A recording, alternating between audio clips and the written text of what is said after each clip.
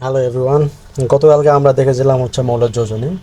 তো আজকে আমরা দেখব হচ্ছে কিছু কিছু মৌল আছে যাদের যোজনী দুইটা বা তিনটা এরকম হয়। তো এখানে তোমরা দুইটা মৌল দেখতে পাচ্ছ, একটা কার্বন আর এটা হচ্ছে সালফার।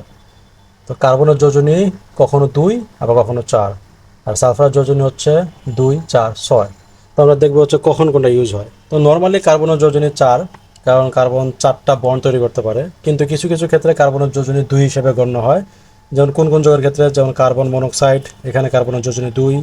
এবং হচ্ছে আরেকটা আরেকটা যৌগ আছে যেটাতে কার্বনের যোজনী দুই হয়, সেটা হচ্ছে কার্বেন্স আর টু।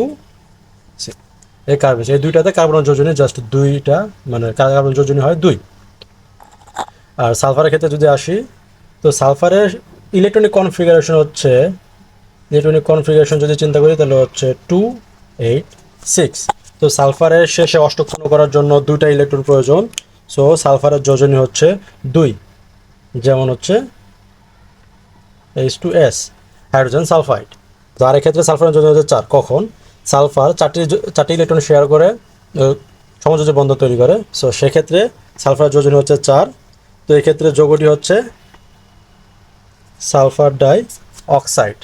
সালফারের যোজনী ছয় কখন হয়? তো সালফার হচ্ছে তৃতীয় পর্যায়ের মৌল, তো এটা চাইলে তার যোদ্ধাতা স্তর বিস্তৃত করতে পারে। সো সেক্ষেত্রে সালফার যোদ্ধাতা স্তর বৃদ্ধি করার মাধ্যমে তার যোজনী হয়ে যায় ছয়। যেমন একটা যৌগ হচ্ছে সালফার ট্রাই অক্সাইড বা সালফার হেক্সা ফ্লোরাইড।